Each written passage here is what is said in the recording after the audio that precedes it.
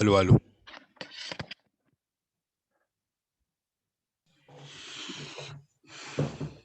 Et le Seigneur vous bénisse tous, mes frères. Amen. Nous allons commencer notre réunion. Nous sommes reconnaissants pour ce privilège qu'il nous accorde encore que nous pouvons nous rassembler afin d'écouter la parole du Seigneur, d'être exhortés et par cela même fortifiés, recevoir des instructions qui nous aident dans la marche. Nous ne voulons pas prendre beaucoup de temps. Nous sommes reconnaissants que nous pouvons avoir notre frère Félix avec nous qui pourra nous apporter la parole. Nous allons juste lire une écriture et après nous chanterons un cantique, juste le premier couplet, le refrain d'un cantique, et puis nous prierons tous ensemble.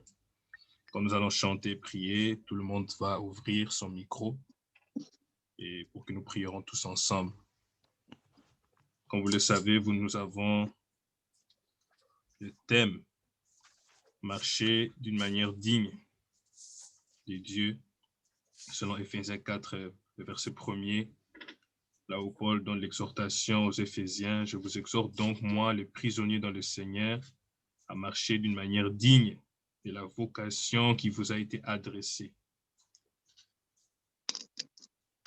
Toute humilité et douceur, avec patience, vous supportant les uns les autres avec amour, et vous efforçant de conserver l'unité de l'esprit par le lien de la paix. » Nous lirons l'écriture dans Genèse. Genèse, chapitre 5.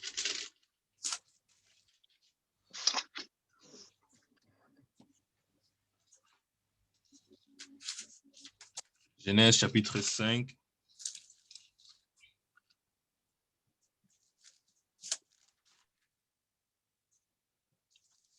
Nous lirons le verset 21 jusqu'au verset 24. Genèse 5, verset 21 jusqu'au verset 24. Enoch, âgé de 65 ans, engendra Méthusélah. Enoch, après la naissance de Méthusélah, marcha avec Dieu 300 ans, et il engendra des fils et des filles. Tous les jours d'Enoch furent de 365 ans. Enoch marcha avec Dieu, puis il ne fut plus, parce que Dieu le prit. Que le Seigneur bénisse sa parole. Amen. Nous allons chanter le cantique à Jésus, je m'abandonne. Nous chanterons le premier couplet, les refrains, et ensuite nous allons tous ensemble prier pour recommander ces instants entre les mains du Seigneur. Demandez à tous d'ouvrir les micros. Nous allons chanter, puis prier tous ensemble. S'il vous plaît, mes frères, ouvrez vos micros. À Jésus, je m'abandonne. C'est qu'il m'est dit, je le crois. Et je prends ce qu'il me donne, la couronne avec la haut compter. Et sur lui d'heure en heure, tant que dure le combat, que l'on vive ou que l'on meure, comptez sur lui, tout est là. Prions tous ensemble. Bien-aimé Père Céleste, nous venons devant toi, sans le nom de ton Fils Jésus-Christ. La reconnaissance est grande dans notre cœur. Merci que tu as encore conduit nos pas dans ta présence, afin d'être instruit, afin encore d'être enseigné, exhorté par toi, pour être amélioré par toi et par ta parole. Seigneur, c'est nous qui sommes ton peuple. C'est nous qui attendons le jour glorieux de ton retour. Si nous voulons que ce moment puisse encore avoir l'impact impacte dans la vie de chacun de nous. Nous expérimentons véritablement les bénéfices, les résultats, Seigneur, les faits de ces moments glorieux que nous avons dans ta présence. Ainsi, nous te demandons de tout cœur avec foi de nous conduire merveilleusement par ton esprit, du début jusqu'à la fin, nous donner ce que tu as préparé pour nous. Dispose nos cœurs, ô Seigneur Dieu, et utilise ton serviteur puissamment, afin que par ton esprit, Seigneur, tu puisses nous donner des paroles adéquates qui veulent véritablement nous édifier, qui veulent nous fortifier, qui nous exhorte, qui nous réconfort encore dans la marche, afin que, ô Dieu, comme nous l'avons lu, comme nous le voulons, le but de cette, ô Seigneur, de puissante exhortation, que notre vie soit d'une manière digne, de manière agréable à toi. Remplis ton missionnaire, souviens-toi de ceux qui n'ont pas pu être avec nous, qui ont désiré être là, que tu puisses leur conduire merveilleusement. Nous remettons toutes choses à toi. Bénis ces moments, nous prions de tout notre cœur, fais que nous t'expérimentons, fais que nous soyons remplis jusqu'à la plénitude. À toi la gloire, à toi l'honneur, la louange pour éternellement. Nous t'avons prié dans la foi, au nom de Jésus-Christ.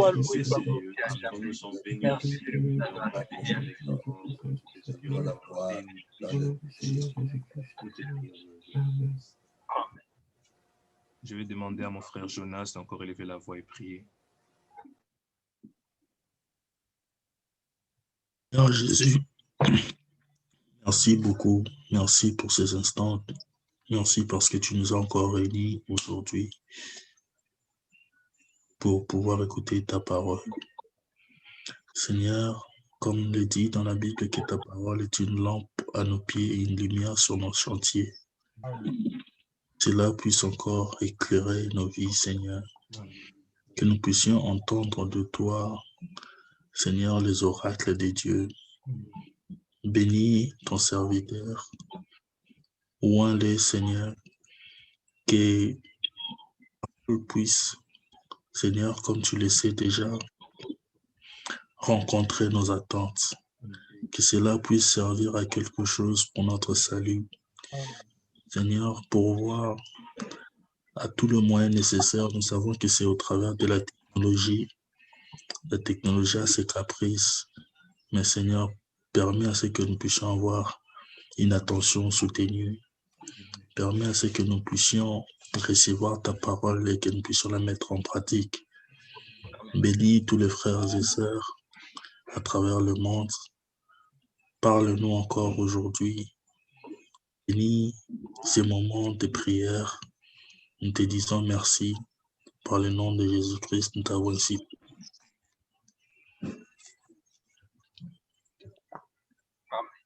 Amen. Amen.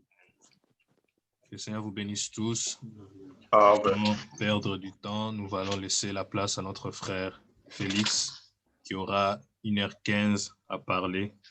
Frère Félix, vous avez la parole. Que Dieu vous bénisse. Amen. Que Dieu vous bénisse tous pour la grâce que nous avons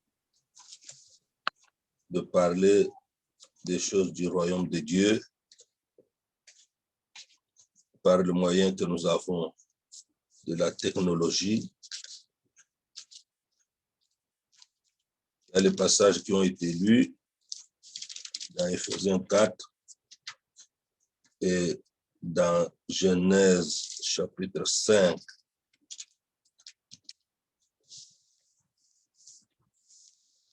Marcher d'une manière digne de la vocation, c'est-à-dire de l'appel que Dieu nous a adressé dans cet âge, c'est un défi. C'est un défi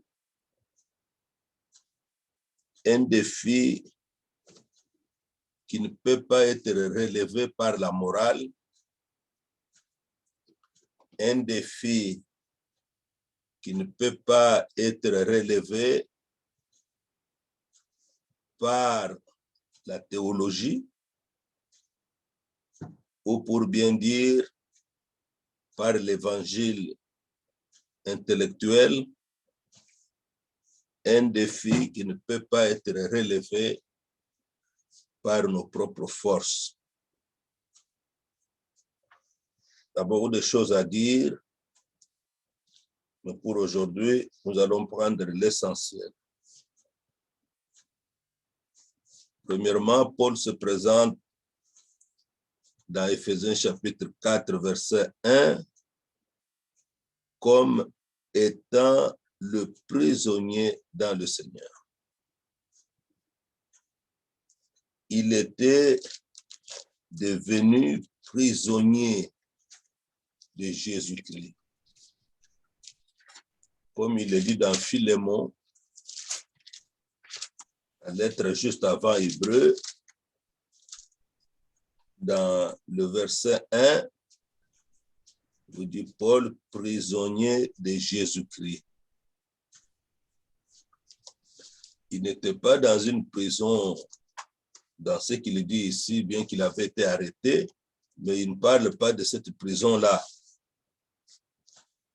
Il était devenu un homme totalement consacré à la volonté de Dieu, soumis à l'Esprit de Dieu. Et l'Esprit de Dieu le conduisait. Il y a dans Actes des Apôtres, on dit qu'il voulait faire un voyage, mais l'Esprit de Christ, de Jésus, l'en empêcha. C'était un homme qui était totalement abandonné au Seigneur. Et c'est cet homme qui, dans Corinthiens, il dit, imitez-moi comme moi j'imite Christ. Dans ce passage, il est aussi parlé de marcher d'une certaine manière. Pas comme le monde, pas comme nous voulons, pas comme quelqu'un d'autre veut, mais marcher d'une manière digne de la vocation, l'appel de Dieu qui nous a adressés. Nous lirons d'autres passages tout à l'heure. Dans quelle manière, dans le verset 2, en toute humilité. Quand quelqu'un a l'humilité, il est simple. Il est parlé de cela dans Philippiens, que notre Seigneur, il s'est humilié lui-même en devenant un simple homme. Et c'est comme ça qu'il a dû accomplir son ministère du Messie, le Fils de l'homme, en son temps, mais dans une simplicité qui a dérouté tout le monde. Et il nous recommande aussi à marcher dans la simplicité. La simplicité a été perdue tout au long des âges, même dans le temps où nous parlons. Beaucoup ont perdu, même des prédicateurs, ils ont perdu la simplicité de l'évangile.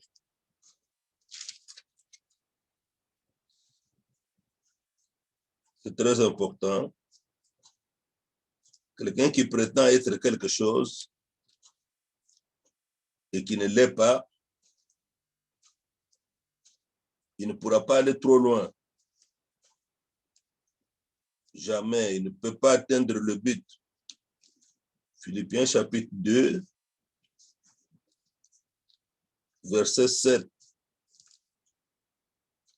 Mais c'est dépouiller lui-même le Seigneur. Dieu Tout-Puissant, il s'est dépouillé lui-même en prenant une forme de serviteur, en devenant semblable aux hommes, ayant paru comme un simple homme. Il a paru comme un simple homme.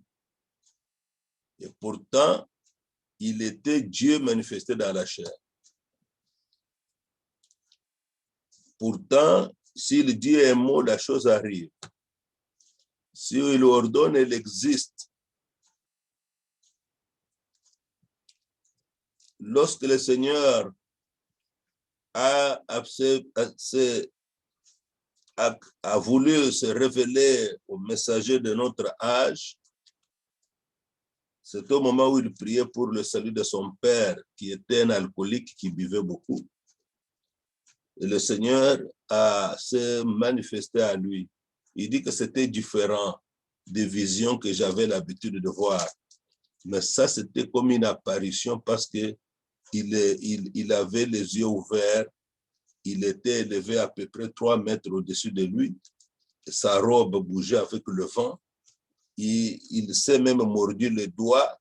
Il a coupé des petits morceaux de bois pour savoir qu'il était conscient.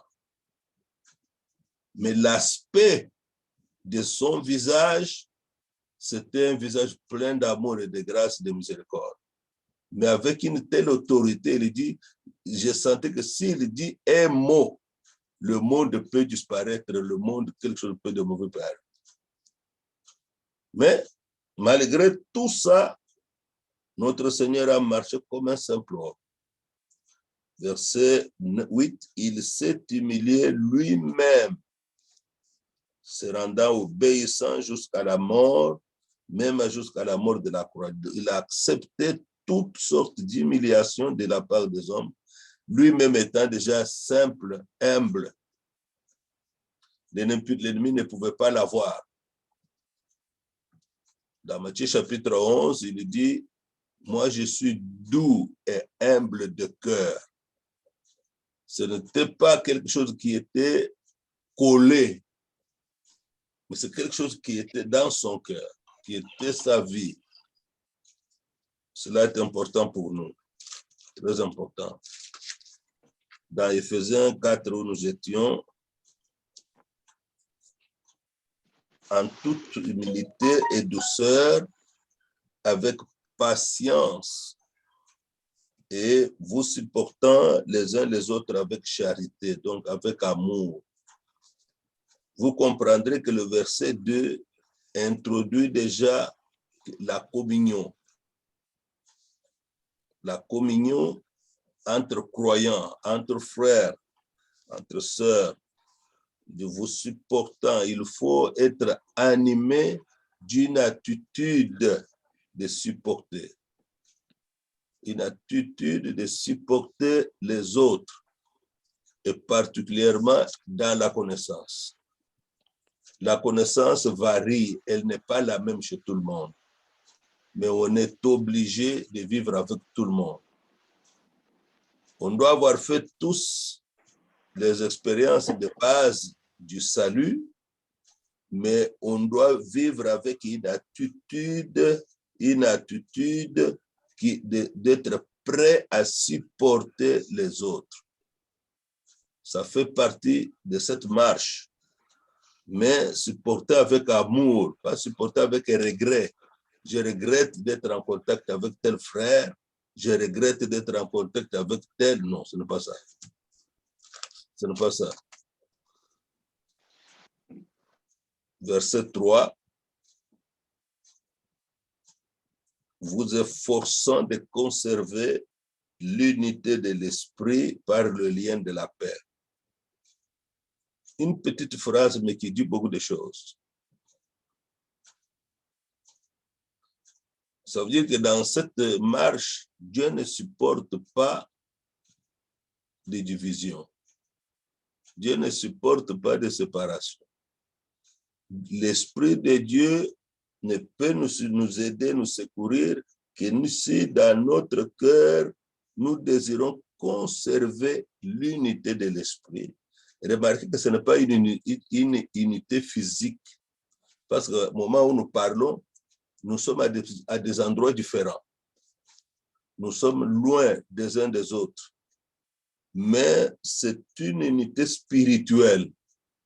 Donc, vous comprenez que la distance n'a aucun problème. La distance n'a aucune difficulté, même si je suis ici et que vous êtes là-bas, que tel est ici, l'autre est là-bas, mais nous restons unis dans l'esprit. Nous sommes les mêmes. Nous sommes les gens de la maison de Dieu, et cela par le lien de la paix, ce qui signifie qu'un véritable enfant de Dieu qui veut marcher avec Dieu et d'une manière digne du Seigneur n'est pas un homme, une personne qui crée des problèmes, ni par les rapportages, ni par les mauvais commentaires, mais ni par chercher à être meilleur que les autres. pour susciter des disputes et des querelles. Non, il ne peut pas faire ça. Il évitera ça dans sa marche parce que ça vient attaquer la communion, l'unité de l'esprit. Il faut le faire en conservant la paix. Et tout cela étant animé de l'attitude de supporter les autres. Je voudrais aller avec vous en rapport avec Genèse 5, que nous avons lu, marcher. Le chapitre que les frères ont pris, ils étaient inspirés à prendre, Éphésiens. Dans le chapitre 4, là, ce n'est pas l'unique endroit où il est parlé de marcher. Allons au verset 17. Éphésiens chapitre 4, verset 17. Dans le même chapitre. Voici donc ce que je dis et ce que je déclare dans le Seigneur. Donc, c'est un ainsi dit le Seigneur direct de Dieu, c'est que vous ne devez plus marcher comme les païens. Ça, c'est interdit.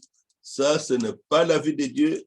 Ça, ce n'est pas être agréable au Seigneur, comme les païens qui marchent selon la vanité de leurs pensées.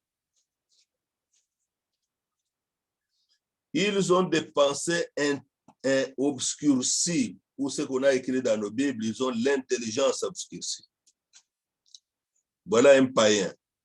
Et c'est ce que nous étions. Dieu nous a éclairés. Ils sont étrangers à la vie de Dieu, ils ne sont pas sauvés. Ils n'ont pas la vie de Dieu. À cause de l'ignorance qui est en eux, à cause de l'endurcissement de leur cœur. Vous comprenez que même si vous avez des amis, vous avez des connaissances, des gens que vous connaissez qui n'ont pas encore cru, il faut être extrêmement prudent, être extrêmement avisé parce que la marche avec quelqu'un d'autre crée toujours une influence. Une influence, toujours. Alors ici, il nous est demandé qu'il n'y ait plus une conformité de marcher comme les païens que nous étions autrefois. Notre Dieu est tout-puissant. Il sait ce que nous sommes devenus. Nous le verrons, nous le voyons déjà. De ne pas marcher d'une manière comme les païens qui marchent selon leurs propres pensées vaines. Alors, je comprends mal dans la pratique maintenant. Ce qui est important, c'est de savoir transposer ça en pratique. En pratique. On reçoit les conseils des païens. On reçoit les avis des païens. On reçoit la manière de voir la vie des païens. On reçoit on est avec les païens. Ce n'est pas normal pour un croyant. Ce n'est pas normal pour un croyant. Donc, il faut vraiment être sous l'influence de la parole de Dieu, sous l'influence de l'Esprit de Dieu. On ne nous demande pas de rejeter ces gens, on ne nous demande pas de les chasser, non, mais d'être extrêmement prudent pour ne pas marcher selon leur manière de voir dans lesquelles nous étions. Regardez qu'il est dit que ces gens, ils ont l'ignorance à cause de l'endurcissement de leur cœur, qui n'a pas accepté la parole. Et verset 19, ayant perdu tout sentiment, ils se sont livrés à la dissolution pour commettre toute espèce d'impureté jointe à la cupidité. Verset 20 résout le problème.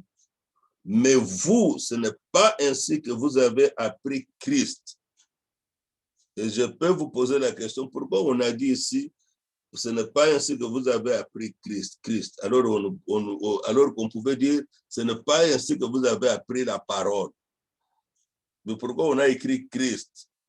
C'est parce que Christ est la vie. Marcher d'une manière digne du Seigneur, c'est parce qu'il est la vie, il est le chemin, la vérité et la vie. Il est la résurrection et la vie, il est la lumière et la vie. La vie, il est la vie, il est la vie. Alors, quand on nous prêche Christ, on nous prêche la vie. On nous prêche la vie, on nous parle de la vie. Maintenant, la question de savoir, marcher d'une manière du Seigneur, c'est quoi? Ce sont des questions que tout le monde, beaucoup de gens se posent. Est-ce que c'est la vie chrétienne de service, une vie de service dans l'Église? Est-ce que ça marcher avec Dieu? Point d'interrogation. Est-ce que c'est aider les pauvres, les nécessiteux? Si je le fais, c'est ça la vie chrétienne? Marcher avec Dieu? Est-ce d'être un membre fidèle de l'Église, d'une assemblée? Est-ce que c'est une question de grande loyauté, de grande fidélité à l'Église? Est-ce que c'est ça, marcher avec Dieu? Il faut bien poser ces questions si je les ai trouvées dans une prédication. Il dit, ce sont les questions que les gens se posent. Il dit, ce n'est rien de tout ça. Ce n'est rien de tout ça. Il donne la réponse. La première chose pour marcher d'abord avec Dieu, pour marcher dans la manière du Seigneur, il faut avoir reçu une relation de filiation avec Dieu. Première chose. Comme tout enfant qui naît d'un père et d'une mère, il vient avec les éléments du caractère de ses parents.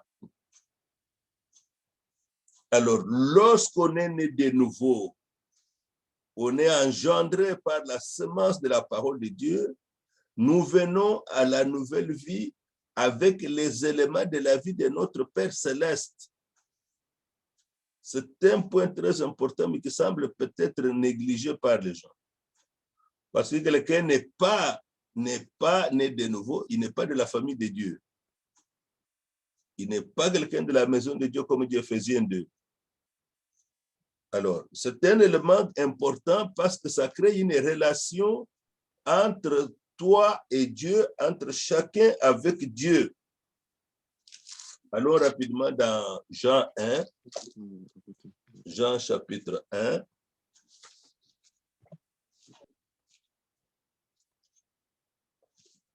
Concernant notre Seigneur, le verset 1, nous connaissons ça bien par cœur. Au commencement était la parole.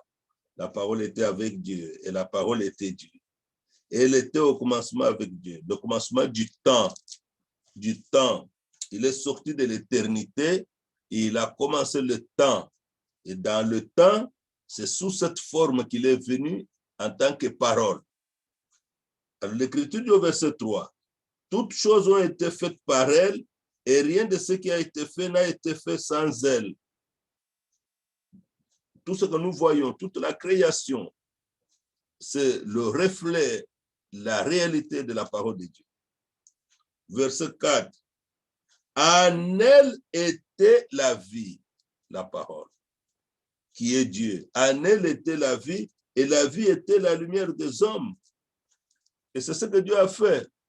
Par le moyen de sa parole, qui est venue dans notre âme, Dieu nous a amenés à la nouvelle vie. Et c'est cette vie ici, la vie qui était dans la parole. Et Paul le présente encore beaucoup plus clair dans Hébreux 2, au verset 11. C'est nécessaire de lire ça. Hébreux 2, au verset 11. Et ce verset, je l'aime beaucoup, personnellement. Parce que dans Hébreux 2, verset 11, on dit une réalité qu'aucun de nous ne peut s'éloigner. Même lorsque nous parlons, nous sommes enfants de Dieu, nous discutons, nous causons, nous partageons des choses, on doit tenir de cet élément. Car c'est lui qui sanctifie. Et ceux qui sont sanctifiés sont tous issus d'un seul. Christ nous sanctifie. Nous sommes sanctifiés par lui et nous. Dans l'œuvre de la rédemption, nous sommes issus d'un seul, de Dieu. Il n'y a qu'une seule origine, la parole de Dieu, les fils de Dieu, le royaume de Dieu, tout, la parole de Dieu, tout c'est sorti toujours de Dieu, tout. Donc, par la nouvelle naissance, nous avons la même origine que Christ. Sans plus ou sans moins.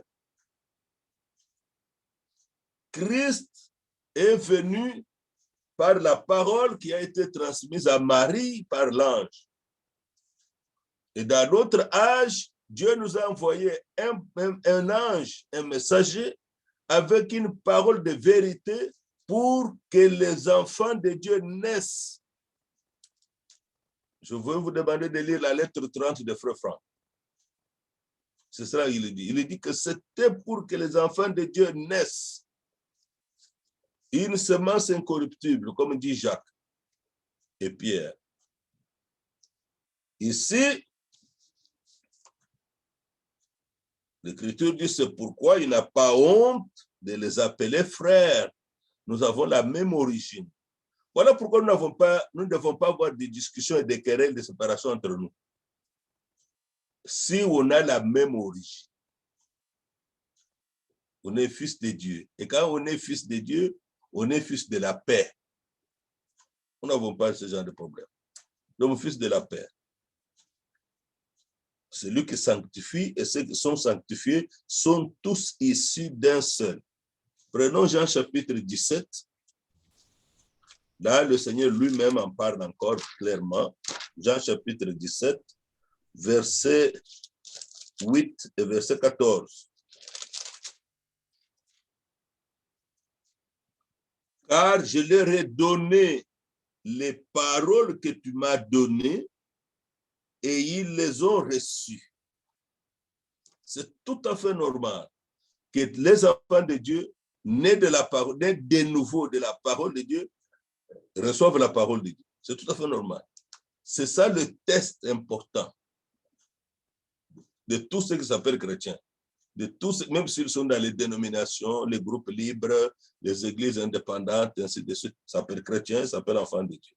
Voilà le test. Il n'est pas possible que quelqu'un né de nouveau, engendré par la parole de Dieu, rejette la parole de Dieu. Ce n'est pas possible. Parce que nous sommes nés de nouveau par la parole et l'esprit.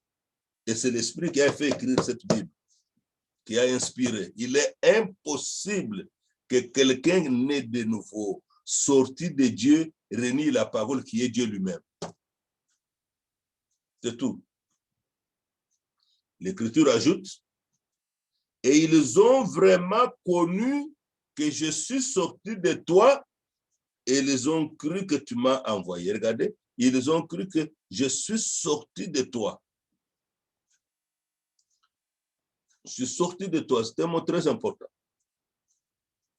Dans le verset 14, il dit encore, je leur ai donné ta parole et le monde les a haïs. Tout à l'heure, les païens, nous avons lu, ils ont l'intelligence obscurcie et ils sont étrangers à la vie de Dieu. Ce qui veut dire qu'il est difficile, sans la sagesse, qu'un croyant vive avec un païen. Il est difficile. Si vous n'avez pas la sagesse de tolérance, c'est difficile. Mais si vous vous conformez à sa façon de voir, votre expérience devient douteuse. L'expérience devient douteuse. Parce qu'ici, l'Écriture dit, et le monde les a haïs. À une prédication de Frère Franck, il parlait à Krefeld pendant les réunions, premier week-end du mois, il dit, nous avons travaillé, nous avons voulu être des amis avec les gens au travail, ça n'a pas marché, ils ne nous ont pas acceptés. Pourquoi? Parce qu'ils ne pouvaient pas vivre comme eux. Nous l'avons vécu. Moi, j'ai travaillé au Congo à la douane. À la douane, il y a beaucoup de gens, on a engagé beaucoup de gens. J'étais avec des collègues, j'étais formé avec, j'étais chef de promotion. Mais ça n'a pas collé pour être ami avec eux. Ça ne marchait pas, ils fouillaient toujours. Pourquoi? Parce qu'il n'y a pas moyen de causer avec eux ce qu'ils causent. S'ils causent, ils admirent la bière, moi je ne sais pas parler de ça. S'ils parlent, ils causent, ils admirent leurs aventures avec les filles, moi je ne peux pas parler de ça. Donc il y a des choses dans lesquelles on ne peut pas se retrouver avec eux. De sorte que quand toi tu arrives, ils trouvent bon de s'éloigner. Ils ne veulent pas que tu deviens comme un dérangeur. Tu ne sauras, ça ne marche pas. Il y a quelques semaines, j'étais au Congo, j'ai trouvé des collègues à l'aéroport, mais on ne s'est pas vu. Ils m'ont salué de loin par WhatsApp, mais on ne s'est pas vu. Pourquoi? Parce qu'ils connaissent que c'est un croyant. Si nous allons le voir, il ne nous achètera pas la bière. Si nous allons le voir, nous ne sortirons pas, nous n'irons pas dans les boîtes et aiment aller dans les boîtes. Ça n'ira pas. Donc, il y a des choses qui savent déjà que c'est écarté. C'est écarté. Donc, vous voyez, dans la simplicité, c'est ça. Regardez, il dit, le monde les a haïs parce qu'ils ne sont pas du monde, et comme moi, je ne suis pas du monde. On est séparés. Et le frère Franck utilise toujours un terme, c'est là que les esprits se séparent. Il dit souvent ça, c'est là que les esprits se séparent. Parce qu'on ne sait plus adhérer à certaines choses. D'une manière pas qu'on nous a interdit. Non, on ne peut pas demander à un poisson de nager. C'est sa vie. Il nage dans l'eau. On ne peut pas m'obliger de vivre la parole de Dieu. C'est mon milieu de vie, c'est tout. Je ne peux pas faire autrement. Si vous faites sortir un poisson de l'eau, il meurt. Si un croyant sort aussi de l'eau de la parole de Dieu, il meurt. C'est fini, il ne peut plus exister. Tout se fait à l'intérieur de la parole de Dieu. Que Dieu soit loué. Maintenant, regardez.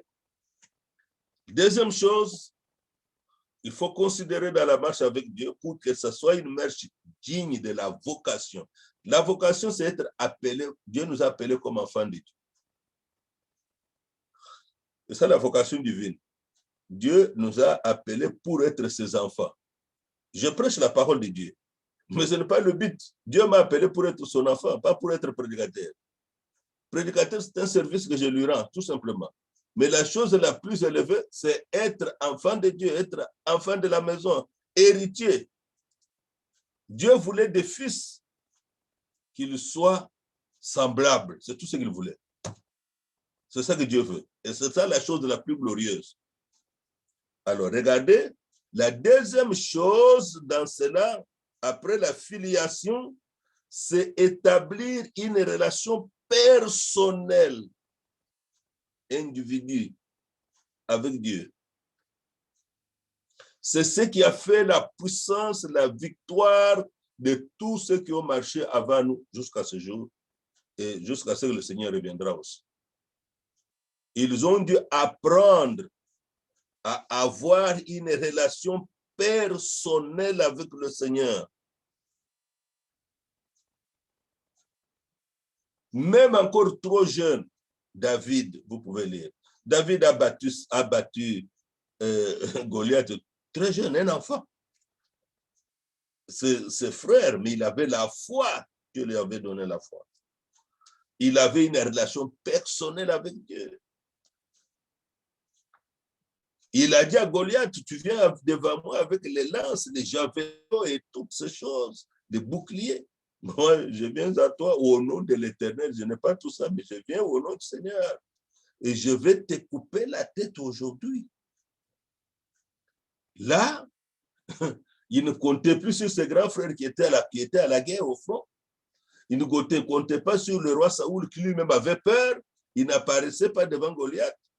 Pourtant, c'était un grand guerrier. Saoul, il ne parlait plus au nom de tout le monde. Il parlait en son nom personnel. Quand Saoul lui a demandé, fils, cet homme est un grand guerrier, il est expérimenté. Comment tu vas aller faire avec lui? Tu ne trouves pas que c'est une prétention d'aller se battre avec Goliath? Il lui dit, mon haut roi, ton serviteur regardait les brebis de son père. Le l'ours est venu, a pris le brebis, je l'ai poursuivi, je l'ai battu, je l'ai arraché la brebis. L'autre fois, c'était le lion. Au nom de l'Éternel, je l'ai poursuivi, je lui ai arraché la brebis. Je vais me battre avec cet homme au nom de l'Éternel. Comme nous disons, il faut faire attention avec les influences. Saoul fait sortir ses tenues de guerre, il lui donne. Lui, un petit enfant, il a essayé de porter, ce n'était pas sa taille, c'était trop gros, c'était de même devenu un handicap pour se battre. Il a dit non, ça n'ira pas. Il s'est dépouillé de toutes ces histoires. Il n'a compté que sur sa relation personnelle avec Dieu. Et c'est comme ça qu'il a vaincu l'homme le plus fort, Goliath, qui depuis plusieurs jours ne lançait que le défi à Israël. Donnez-moi quelqu'un qui soit fort, que je me batte avec lui. Ça ne sert à rien que tout le monde se batte. Mais il a été tué par un enfant qui croyait, un jeune qui croyait, Dieu lui a donné la victoire. C'est ça, marcher avec Dieu. C'était un élément important. Sa propre relation seule avec Dieu a compté. Très important. Regardez dans le livre de Josué. Josué vient après Deutéronome. Ça, ce verset, je l'aime beaucoup.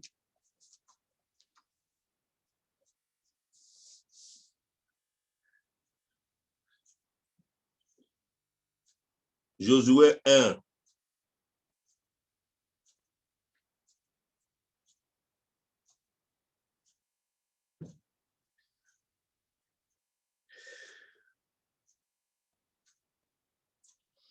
Verset 1. Après la mort de Moïse, serviteur de l'Éternel, l'Éternel dit à Josué, fils de Nun, serviteur de Moïse, Moïse, mon serviteur est mort. Maintenant, lève-toi, passe ce Jourdain, toi et tout ce peuple, pour entrer dans le pays que je donne aux enfants d'Israël. Tout lieu que foulera la plante de votre pied, je vous le donne. Comme je l'ai dit à Moïse. Vous aurez pour territoire, il donne les limites. Verset 5. Josué, nul ne tiendra devant toi. Il ne dit pas nul ne tiendra devant vous. Non. Toi, Josué. Nul ne tiendra devant toi. Un homme comme nous. Tant que tu vivras, je serai avec toi, Josué, comme j'ai été avec Moïse. Josué, je ne te délaisserai point, je ne t'abandonnerai point. Ça c'est glorieux parce que ça, donc vous comprenez que la victoire est déjà assurée. Quand ils ont eu à trouver la petite ville de Haï, Dieu avait donné, il avait donné l'instruction, quand vous allez dans cette guerre, ne prenez rien là-bas. Mais c'était à Jéricho. Quand ils ont gagné Jéricho, c'était ça que Dieu avait dit. Ne prenez rien là-bas, à Jéricho. Mais nous connaissons, il y a eu un frère qui avait pris les lingots d'or et les manteaux et il a amené. Il a même caché dans le camp. Mais quand ils ont eu maintenant la petite ville, une petite ville moins que Jéricho, ils seraient la fouille devant ces gens qui n'étaient rien. Israël a été, beaucoup sont morts. Alors, l'attitude de Josué, si vous continuez, vous verrez, Josué s'est prosterné seul devant Dieu. Parce que l'expérience contredisait la promesse. Il m'a été dit, nul ne tiendra devant toi. Il m'a été dit, nul ne pourra te vaincre. Là où vous mettez le pied, je vous donne. Comment expliquer que devant cette petite ville d'Haï, ils nous ont fait fuir? Comment? Il voulait avoir la réponse. Il est resté prosterné devant le Seigneur parce que l'expérience contredisait la parole qui lui avait été donnée. Vers le soir, le Seigneur lui dit, lève-toi, Josué. Il y a un interdit. Je ne peux pas sortir avec Israël parce qu'on n'a pas respecté les instructions. Alors, on devait savoir, on a fait passer par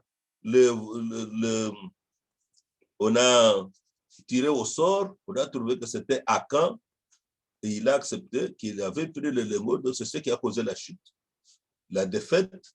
Et dès qu'on a fait ça, ils ont gagné. Dieu, la parole de Dieu s'est accomplie, ils ont gagné, ils sont passés. Mais c'est à un homme qu'on avait dit, nul ne tiendra devant toi, Jésus. Et c'était sa force. Le frère Franck donne le témoignage de frère Branham en Allemagne. Le Seigneur lui avait déjà dit, si tu fais que les gens te croient et que rien ne pourra résister à ta prière, même pas le cancer.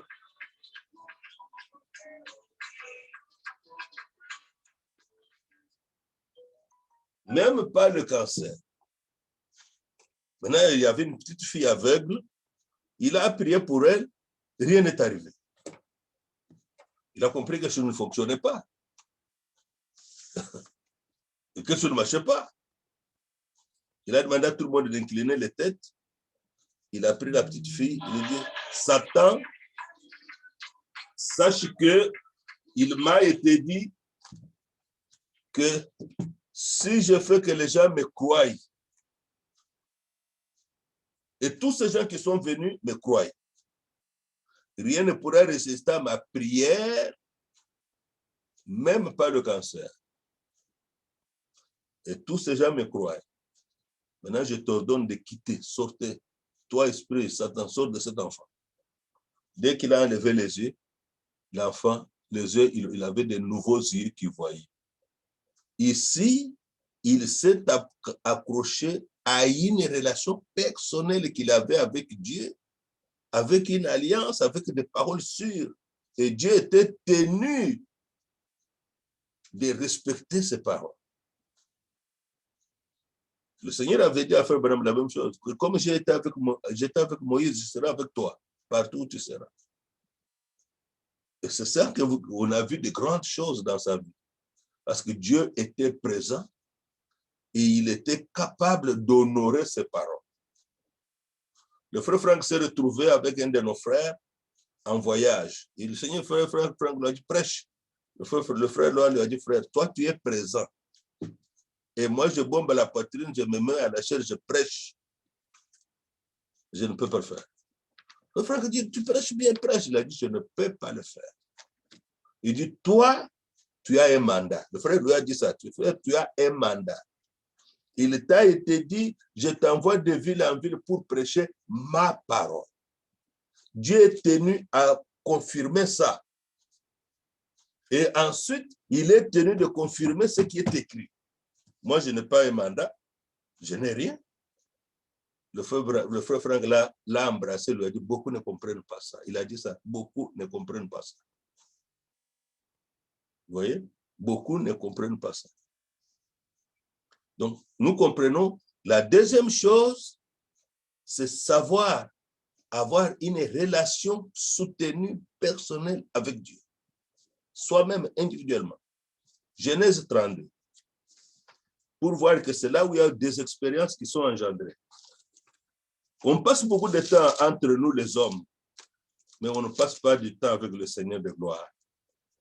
On ne peut pas être étonné de voir qu'on a une vie pauvre, spirituelle pauvre. Pourtant, nous voulons avoir une vie spirituelle enrichie, bénie. Regardez Genèse 32. Dans Genèse 32, si vous lisez bien, Jacob avait eu un problème. Il a pris le droit d'aînesse qui était de son frère, mais c'était la volonté de Dieu. Il est parti. Là où il est allé, chez Laban, il a même eu 2 femmes, il a eu beaucoup de biens. Maintenant, le Seigneur lui a dit, rentre dans ton pays. Et quand il rentre, il devait rencontrer Ésaü. Ésaü avait gardé 20 ans la haine contre lui. 20 ans la haine contre lui pour la bénédiction qu'il lui avait arrachée. Et Jacob était un élu de Dieu. Il voulait réellement, par la grâce de Dieu, rencontrer son frère dans la paix. Il a fait toutes sortes de stratégies. Il a partagé des groupes. Il a envoyé les deux groupes, puis il a envoyé devant ce groupe les serviteurs avec des brebis pour, comme un cadeau, offrir à son frère pour le calmer. Il a senti que ça ne marchait pas. Dans le verset 24, il nous a dit, Jacob demeura seul. Je vous laisse lire tous les chapitres. Jacob demeura seul. Seul. C'est dans cette circonstance, alors un homme lutta avec lui jusqu'au lever de l'aurore. Le matin était là. Voyant qu'il ne pouvait le vaincre, cet homme le frappa à l'emboîture de la hanche, et l'emboîture de la hanche de Jacob se démit pendant qu'il luttait avec lui. Il dit, laisse-moi aller car l'aurore se lève. Et Jacob répondit, je ne te laisserai point aller que tu ne m'aies béni. Il avait la révélation qu'il fallait vraiment être béni par cet homme. Qu'il fallait être béni par cet homme. Il fallait être béni par cet homme. S'il me bénit, j'ai la victoire. Mais il lui dit, quel est ton nom? Et il lui dit Jacob. Il lui dit encore, ton nom ne sera plus Jacob, mais tu seras appelé Israël, car tu as lutté avec Dieu et avec des hommes et tu as été vainqueur. Ah! Il a compris que ici, je suis devant le Seigneur. Jacob l'interrogea en disant, fais-moi, je te prie, connaître ton nom. Il répondit, pourquoi demandes-tu mon nom? Il le bénit là. Il l'a béni. Mais si vous lisez la suite, parce qu'il a eu la confirmation dans la Révélation, verset 30, Jacob appela celui du nom de Péniel, car il dit, dit-il, j'ai vu Dieu face à face et mon âme a été sauvée. Il a fait une expérience, mais il l'a fait quand il était seul. C'est ce que j'ai dit tout à l'heure, il faut apprendre à créer une relation personnelle avec Dieu. Et ça marche toujours. Je me rappelle en 1980, je venais de me convertir. Je me suis converti au mois de mai 1979. À l'époque, à Kinshasa, les télévisions ne faisaient pas 24 heures sur 24. Les émissions s'arrêtaient à 23 heures. Et très souvent, les dernières émissions avant 23 heures, c'était la musique ou les maboke, vous connaissez le théâtre là, puis après ça termine. On fait le dernier journal, c'est fini. On chante, bon, l'hymne national, c'est fini, on ferme. Alors moi, je faisais à cette époque, on avait fermé l'université, j'étais à l'IBTP, j'étais au niveau du 24 novembre, pour ceux qui connaissent Kinshasa, j'habitais là-bas. Mais on avait fermé, il y avait les étudiants qui s'étaient révoltés contre le président Mobutu, alors on nous avait dispersés. Je venais de me convertir, moi, nous n'avons pas voulu aller dans la dispersion, nous sommes restés à Kinshasa, on ne savait pas où dormir. La première nuit, j'ai dormi dehors comme ça, dehors, parce qu'on nous avait chassé du homme. Alors, un papa qui priait avec nous, nous a reçus et nous a donné une petite maison derrière où il n'y avait pas de porte, il n'y avait même pas de fenêtre, il n'y avait que des trous, les trous de porte. On dormait avec la nuit là, quand les chiens ont froid et les poules venaient dans notre chambre. On dormait comme ça. Et le matin, on allait témoigner. Voilà. Alors, qu'est-ce que moi je faisais? Quand les gens ont terminé de regarder la télé, tout le monde est allé dans les chambres pour dormir. Moi, je prenais la chaise, je sortais dehors à 23 heures. J'ai prié, j'ai médité jusqu'à peut-être 1 heure du matin, puis j'allais dormir.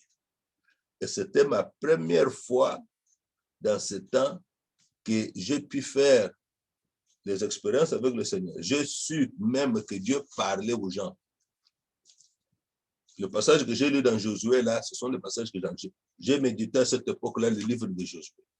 J'ai réfléchi, dit, Josué n'était pas prophète, mais Dieu lui parlait. Moïse était prophète, c'est normal que la parole vienne au prophète, c'était normal. Mais Josué, c'était même le serviteur de Moïse qui prenait ce bagage. Mais à cause de la responsabilité qu'il venait d'avoir, Dieu est obligé de lui parler directement.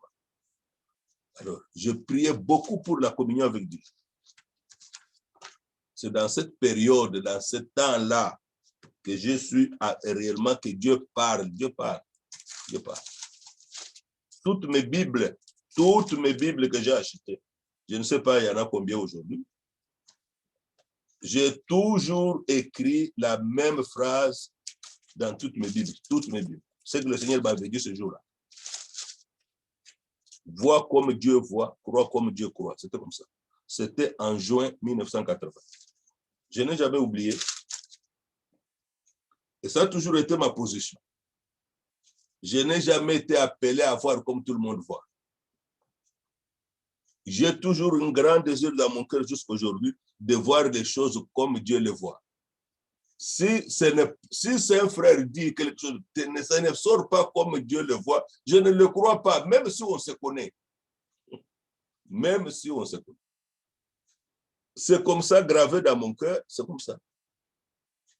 C'est comme ça. Quand vous lisez dans Romains 4, la foi d'Abraham était la foi de Dieu lui-même. Et le Seigneur dit, crois comme Dieu croit, vois comme Dieu voit. C'est personnel. Je ne peux rien faire. Je n'y peux rien. Rien. Donc, lorsque vous vous mettez dans une relation personnelle avec Dieu, vous pouvez faire beaucoup d'expériences et beaucoup de choses. Je n'ai pas le temps de vous donner ici, il reste 20 minutes, de pouvoir vous donner les expériences qui sont liées à ça. Mais ce que nous venons de lire de Jacob est instruisant. Il a su apprendre à être seul avec Dieu. C'est pourquoi je vous invite à voir un peu comme dans Éphésiens, là, au chapitre 1er. Regardez Paul, lorsqu'il écrit les lettres, les épîtres, dans Éphésiens 1, au verset 15 et 16, il dit, c'est pourquoi moi aussi, ayant entendu parler de votre foi au Seigneur Jésus et de votre charité pour tous les saints, il dit, je ne cesse de rendre grâce pour vous. Paul a toujours eu des compagnons de service. Il a toujours eu des collaborateurs. Mais ici, c'est sa propre relation personnelle avec Dieu qu'il met en avant. Éphésiens 1, verset 15 à 16. Éphésiens 3, Éphésiens chapitre 3, verset 14. À cause de cela, je fléchis les genoux devant le Père, duquel tire son nom, bon, toute famille dans le ciel sur la terre, desquels tire sa paternité, nous le savons. Il dit, je fléchis les genoux devant le Père. Il met encore ici sa propre relation avec Dieu lorsqu'il priait pour l'église des Éphésiens. Mais quand nous allons dans Colossiens 1, nous avons deux choses. Nous avons d'abord notre propre communion personnelle avec le Seigneur, mais il y a aussi la communion ensemble, comme maintenant nous sommes ensemble. Tout à l'heure, nous avons prié tous ensemble. Colossiens 1, verset 3. Nous rendons grâce à Dieu, nous maintenant. Maintenant, vous voyez, maintenant ce n'est plus je. Nous avons les deux. Nous avons d'abord notre propre communion et nous avons aussi la communion aussi avec les autres frères. Et ici, il était avec Timothée. Si vous le lisez dans le verset 1 du chapitre 1 de Colossiens, c'était avec Timothée, il dit au verset 3, nous rendons grâce à Dieu le Père de notre Seigneur Jésus-Christ et nous ne cessons de prier pour vous. Donc, même si nous sommes ensemble avec les frères, nous sommes tenus à garder notre communion avec Dieu. Vous voyez, c'est très important. Il le faisait seul, il le faisait avec ses collaborateurs. Il le faisait seul, il le faisait avec ses collaborateurs. Et c'est la même chose dans la communion fraternelle. Nous devons veiller à cela. Que la communion fraternelle ne soit pas en dehors de Dieu. Il faut que la communion entre frères soit à l'intérieur de la parole de Dieu. C'est comme ça. Et ainsi, bien-aimés dans le Seigneur, Nous devons apprendre à être seuls avec Dieu et nous devons apprendre à être avec les autres dans la présence de Dieu. Regardez dans Daniel chapitre 1, j'ai pris le cas de notre frère de Jacob, mais il y a Daniel. Marche avec Dieu. Daniel 1, au verset 2. Le Seigneur livra entre ses mains Joachim, ainsi de suite. Et il avait donné l'ordre qu'on puisse amener une partie des choses, des ustensiles de la maison de Dieu. Je voudrais aller vite pour ne pas perdre du temps. Verset 3. Le roi donna l'ordre à Ashpenaz, chef de ses eunuques, d'amener quelques-uns des enfants d'Israël des races royales ou des familles nobles, de jeunes garçons sans défaut corporel, beaux de figure, doués de sagesse, d'intelligence, d'instruction, capables de servir dans le palais du roi, à qui l'on enseignerait les lettres et la langue des Chaldéens. Notons maintenant qu'ils sont captifs. Notons maintenant qu'ils n'ont plus de Lévites pour leur prêcher. Ils ne sont plus avec le sacrificateur. Ils sont dans un défi terrible. Ils sont seuls. Ils sont jeunes, arrachés à leur famille. Daniel et ses 3 amis. Verset 5. Le roi assigna pour chaque jour une portion des mets de sa table et du vin dont il buvait, voulant les élever pendant 3 années, au bout desquelles ils seraient au service du roi. Un traitement spécial. Verset 5, verset 6. Il y avait parmi eux, d'entre les enfants de Juda, Daniel, Anania, Michaël et Azaria. Le chef des eunuques leur donna des noms: à Daniel, celui de Belchassar, à Anania, celui de Shadrach, à Michaël, celui de Meshach, et à Azaria, celui d'Abednego. Verset 8. Décision personnelle, dans la connaissance de Dieu, dans la révélation qu'il avait avec le Seigneur. Daniel est résolu de ne pas s'essuyer par les mains du roi et par le vin dont le roi buvait, et il pria le chef des eunuques de ne pas l'obliger à s'essuyer. Vous voyez ça? Ça, c'est merveilleux. Il est resté authentique, même en captivité. Il est resté un croyant authentique, même chez le roi, le vainqueur d'Israël. Il est resté authentique dans sa foi. Il a eu une conduite particulière. Il est parvenu à convaincre l'eunuque pour lui dire: essaye seulement de nous laisser manger simplement des légumes et des choses comme ça. Tu vas voir. Oh, monsieur le roi remarque, il dit: non, essayons seulement, essayons. Pendant 10 jours. Et pendant 10 jours, ils avaient une bonne mine, ils étaient en bonne santé. Alors, il n'a pas trouvé bon de les forcer de manger ces choses dans lesquelles il avait le discernement, Daniel avait le discernement, que ça allait le suyer. On se laisse trop influencer par ce que les autres. Si toi, tu manges ça, moi, je ne suis pas obligé de le manger. Soit tu bois ça, moi, je ne suis pas obligé de boire. Je suis obligé d'avoir ma propre relation avec Dieu. Dernièrement, le frère Franck en a parlé sur le frère Branham.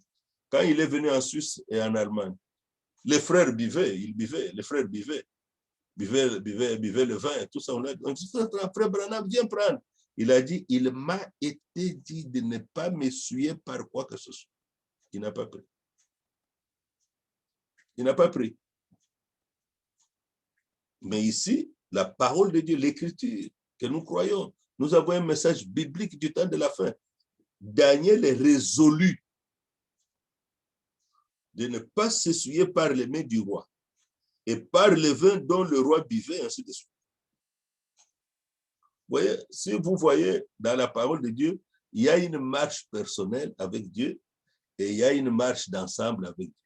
C'est pourquoi dans 2 Timothée, si vous allez lire quelque part, il est dit: Timothée recherche la paix, l'amour, avec ceux qui invoquent le Seigneur d'un cœur pur. Aujourd'hui, je voudrais que Dieu vous bénisse parce que vous avez aujourd'hui avec vous des gens, des serviteurs de Dieu avec vous tout près qui craignent le Seigneur. Mais nous, on a eu des problèmes quand on a cru.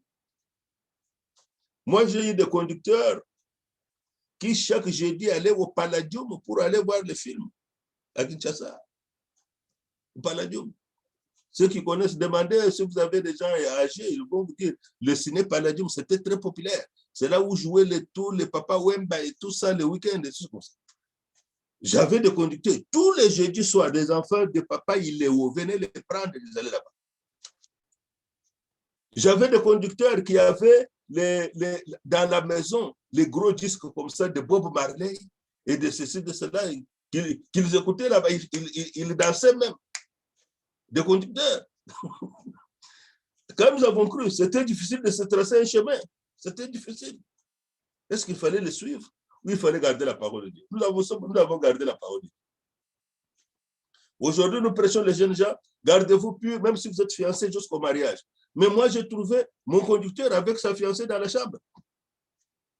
Là où on habitait, parce qu'on habitait, j'habitais avec eux dans la même parcelle. Alors, oui, c'était compliqué. Vous allez suivre ou vous allez marcher dans la ligne de la parole de Dieu. Vous devez marcher avec dans le chemin de la parole de Dieu. C'est ça qu'on a vu. On a vu que des choses comme ça. Aujourd'hui, quelqu'un d'autre dit, bon, parce que l'autre a fait comme ça, alors moi je dois marcher comme ça. Non, non, non, non, non, non, non, non. Non, non, non, non, non, non. Personne ne doit être pour nous une pierre d'achoppement. Personne. Dieu est plus grand que cette personne. Le Seigneur est plus grand que cette personne. Alors, il faut faire attention. Et la troisième chose, pour relever le défi de cet âge de séduction, de cet âge où on fait semblant d'être croyant, 2 Timothée chapitre 3, on a l'apparence de la piété, mais on a renié ce qui a fait la force. La troisième chose, c'est la grâce d'abord. Remercier Dieu la grâce, remercions Dieu pour la grâce d'avoir reconnu le message du temps de la fin et d'avoir reconnu le message. C'est la seule chose dans laquelle il y a la force pour pouvoir échapper au défi de cet âge ici. C'est la seule chose. La morale ne suffit pas. La théologie ne peut pas. Tout ce que les gens font, ça ne peut pas marcher. C'est pourquoi, si quelqu'un s'éloigne de cette parole, il n'en devient pas esclave, il n'est pas lié à ça, il est difficile qu'il puisse relever le défi que nous avons devant nous pour paraître devant Dieu sans tache, ni ride, ni rien de semblable. La marche avec Dieu exige beaucoup de choses. Nous avons 1 heure, je ne peux pas aller trop loin. Il y a beaucoup de choses merveilleuses qu'il faut apprendre, beaucoup. Donc, c'est très important. Lorsque nous lisons, nous avons lu dans Hébreu, plutôt dans Genèse, j'ai lu ce passage pour terminer, de Hébreu 11, en rapport avec Enoch. Hébreu 11, en rapport avec Enoch, au verset 5 de Hébreu 11. C'est par la foi qu'Enoch fut enlevé pour qu'il ne vit point la mort, qu'il ne parut plus parce que Dieu l'avait enlevé. Maintenant vient la partie sérieuse. Car avant son enlèvement, nous pouvons aussi dire la même chose, avant notre enlèvement,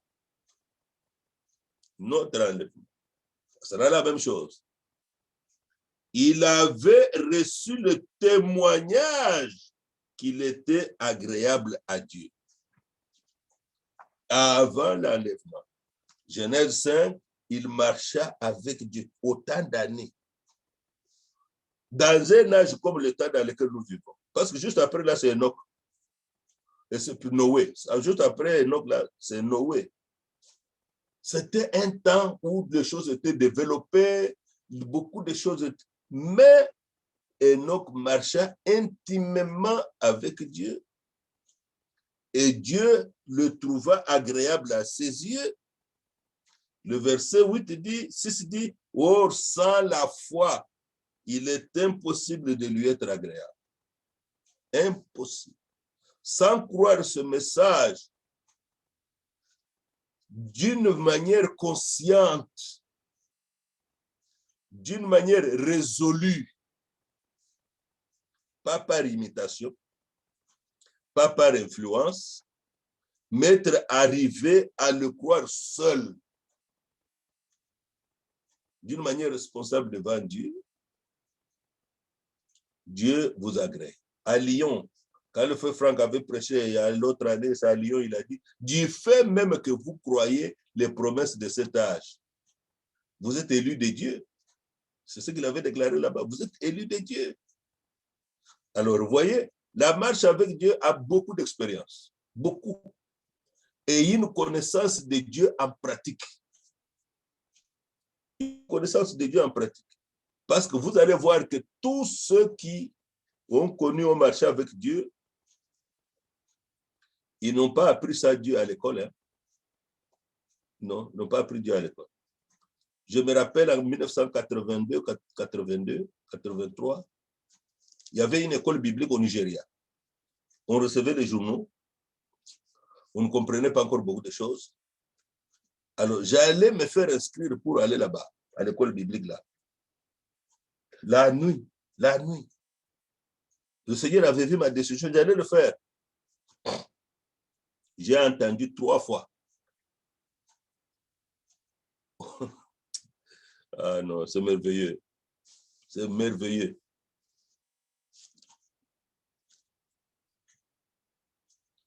On n'apprend pas Dieu, mais il se révèle. On n'apprend pas Dieu, mais il se révèle. Mais on apprend 3 fois. J'ai annulé cette histoire, c'était fini, je ne pouvais pas aller. On n'apprend pas Dieu. Abraham a appris Dieu où?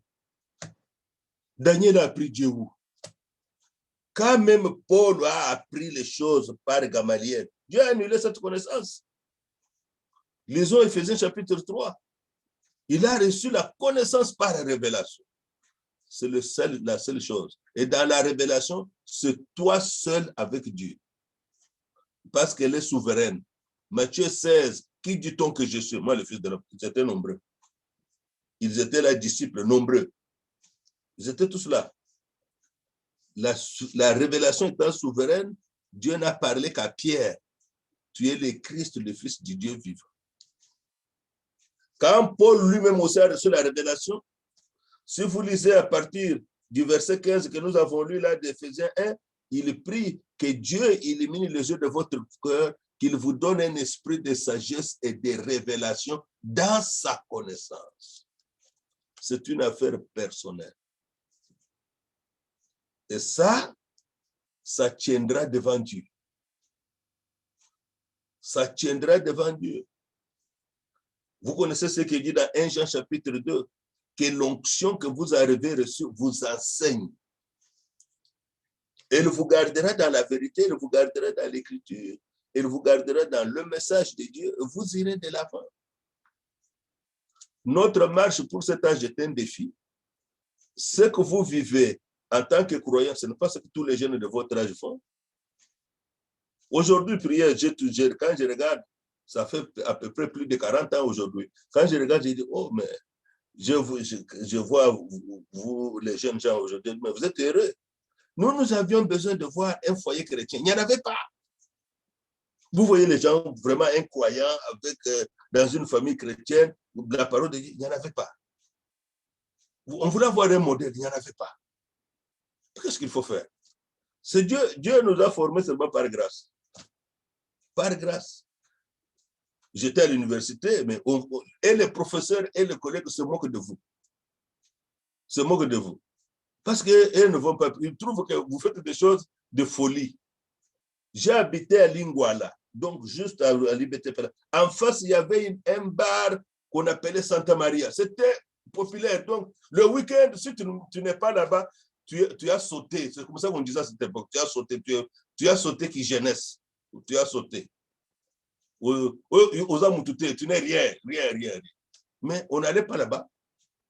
On n'allait pas. Mais on se moquait de nous en classe.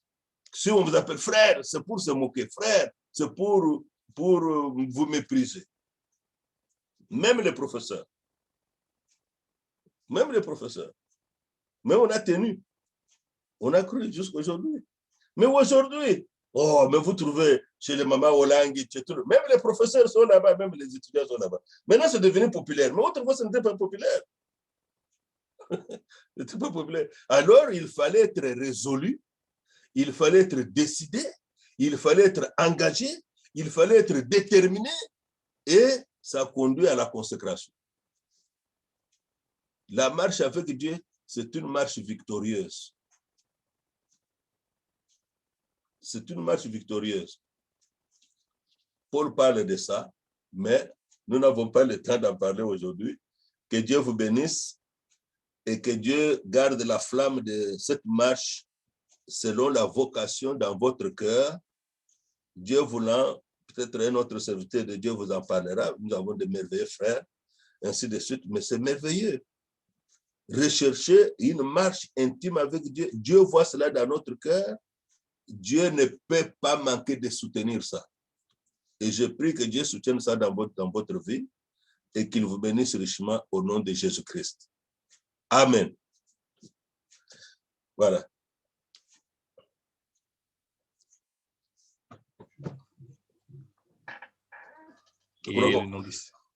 Vas-y, frère. Que le nom du Seigneur soit loué avec ces merveilleuses paroles que nous avons reçues. Dieu bénisse richement notre frère Félix. Nous voulons prier. Comme nous l'avons entendu, il s'agit que chacun de nous fasse une expérience personnelle, avoir une relation personnelle avec le Seigneur. Paul pouvait dire, lui qui avait expérimenté le Seigneur personnellement, qui avait une relation personnelle avec le Seigneur, il pouvait dire dans Thessaloniciens, je sais en qui j'ai cru. Amen. C'est ça, c'est que chacun de nous doit être en mesure de dire. Il parlait pour lui-même, bien que c'était les lettres avec plusieurs, mais il parlait pour lui-même, il dit, je sais en qui j'ai cru. Que véritablement chacun de nous puisse soupirer, puisse désirer cela, vivre cette intimité avec le Seigneur. C'est encore possible aujourd'hui. C'est encore possible aujourd'hui.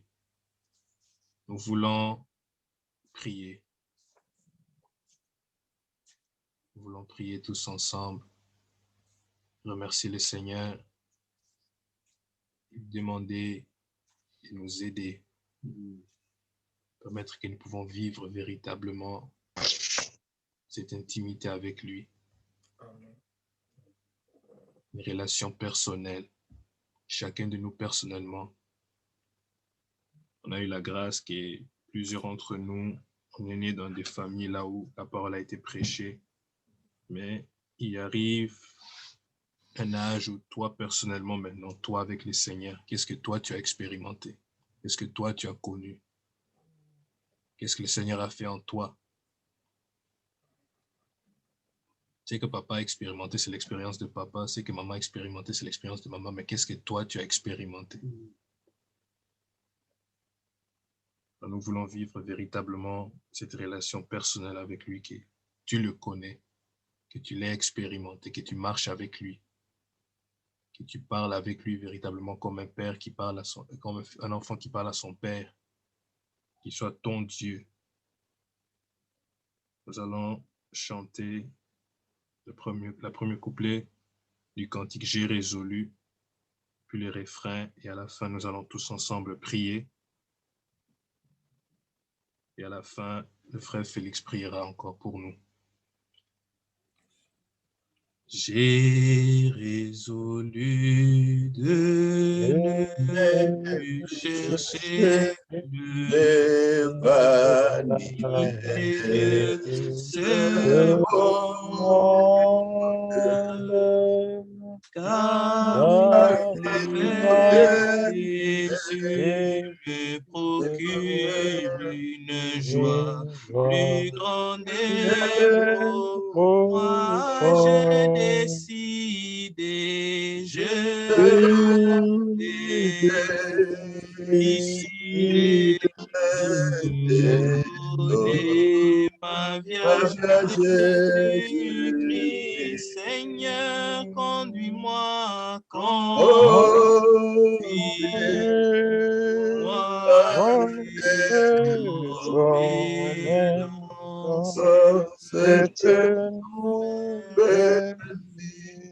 Nous allons tous ouvrir nos micros et tous ensemble élevons nos voix pour prier. Seigneur, merci. Bien-aimé Père Céleste, Merci. Seigneur, comme je viens d'entendre, Oh, glorieux il s'agit d'avoir une marche personnelle avec toi. Tu vas Bien-aimé parler, Père Céleste, Dieu des c'est ce que je et vis. tu Merci. Et dans ce as chemin répondu à qui nos est besoins, Seigneur. Ce qui nous attaché préoccupe à toi, aujourd'hui, Père ce qui me Dieu, pose éternité, aujourd'hui, Seigneur, demeurons je veux que nous puissions en toi, marcher Pour avoir dans vivons une vie pour sans toi. tâche.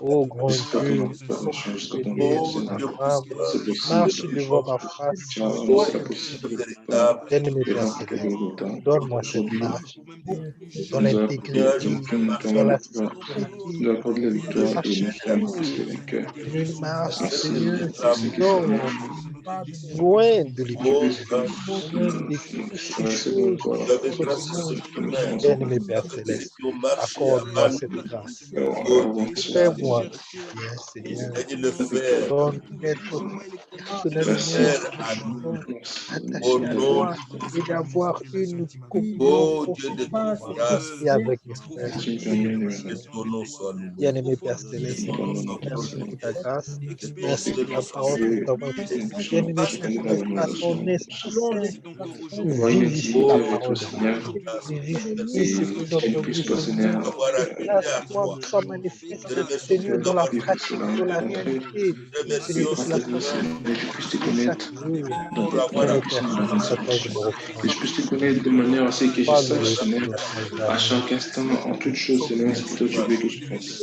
Oh, Dieu, Aide-moi, Seigneur, Saint-Esprit, et désire me débarrasser de tout ça. Tout Golgotha, ce qui, aujourd'hui, quand tu as Seigneur, fait comme qui n'est pas de toi en moi, Dieu de toute dans ta grâce, et que je bénédiction, puisse merci vivre bénédiction, selon ta Seigneur. volonté. Merci, Nous demandons Seigneur, notre pour seul. l'œuvre accomplie à Golgotha, Par ce louange. message divin.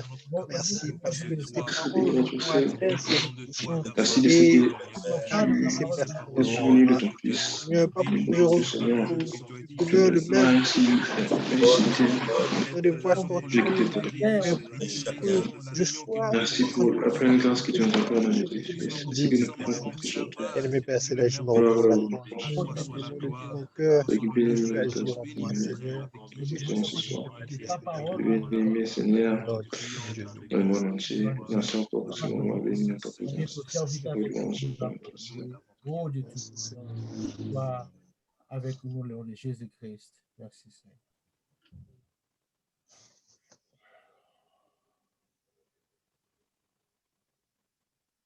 Demande à mon frère Félix de prier pour nous. Je vais prier. Dieu, notre Père Céleste, lorsqu'il était conduit à écrire le livre d'Hébreux,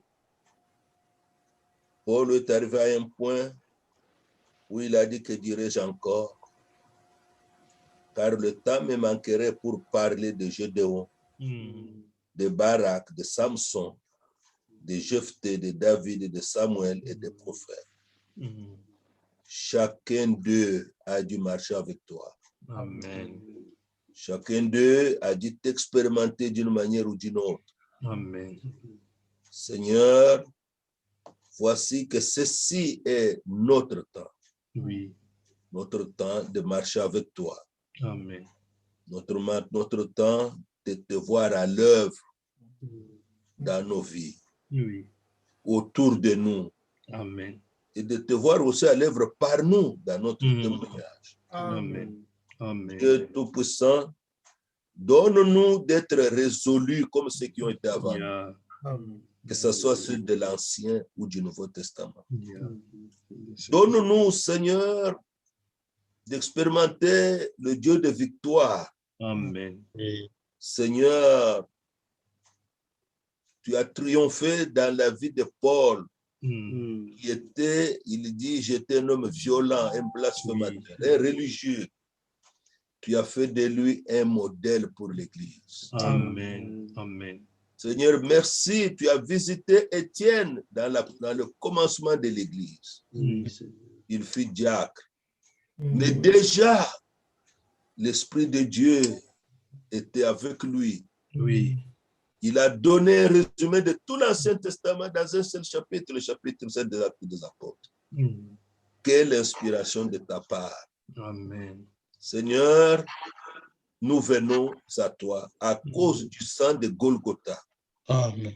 À cause de ce que tu as accompli pour nous. Tu nous as accordé la rédemption, la réconciliation avec toi-même. Seigneur, que cette marche avec toi soit possible. Oui. Que cette relation personnelle avec toi soit possible. Amen. À l'intérieur de la parole révélée de Dieu biblique que nous possédons entre nos mains. Amen. Nous te demandons de le faire pour chaque frère, Oui. chacun de mes frères ici, et tous les autres, Seigneur. Agis puissamment. Amen. David t'a connu dans sa jeunesse. Oui. Joseph t'a connu dans sa jeunesse. Alléluia. Tous ceux-là, Seigneur, ils ont vu ta grandeur. Et aujourd'hui, ils sont restés des témoins dans la Sainte Amen. Famille. Alléluia. Bénis mes frères, ôte les pièges devant eux, Oui. car c'est toi qui as plani le chemin du juste. Amen. Bénis le juste qui le rend heureux. Amen. Il en soit ainsi pour chacun d'eux dans le nom de Jésus-Christ. Amen. Amen. Amen. Amen. Amen. Que le Seigneur vous bénisse tous richement. Amen.